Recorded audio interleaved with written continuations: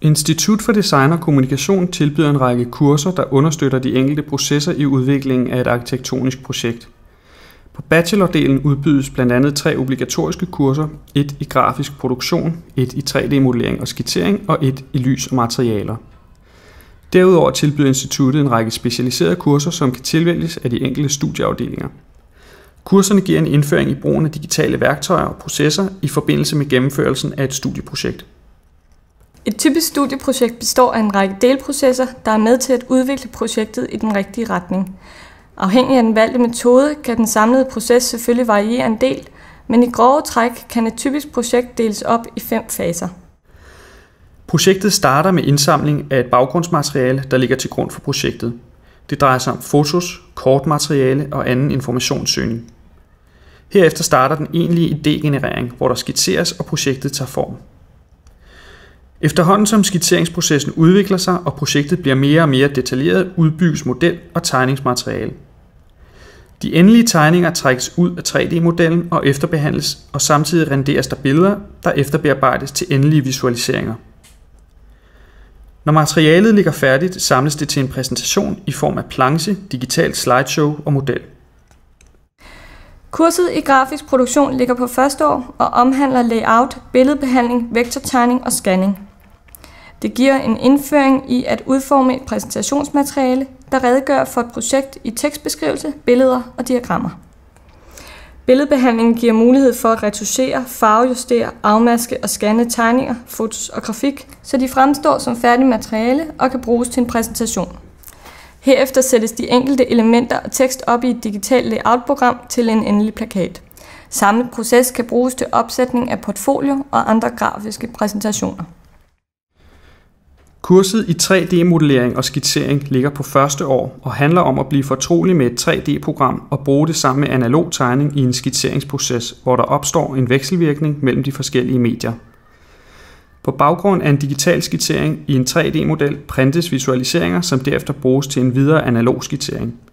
De analoge tegninger omsættes herefter igen til 3D, og processen gentages indtil der foreligger et resultat til præsentation. En del af udgangspunktet for at kunne starte et projekt er at kunne omsætte 2D-tegninger til en 3D-model, som derefter kan bruges som udgangspunkt for skitseringen. På baggrund af idégrundlaget og projektets karakter begyndes herefter en 3D-skitsering, som hele tiden er en vekselvirkning mellem analog og digital tegning. Formgenereringen bliver på den måde til på baggrund af de analyser og idéer, der foreligger. Når den digitale skitsering når et vist detaljeringsniveau, vælges enkelte kameravinkler ud, som renderes med overflader og dagslys. Disse skitsevisualiseringer danner grundlag for en videre analog skitseringsproces, hvorefter tegningerne scannes og 3D-modellen rettes til.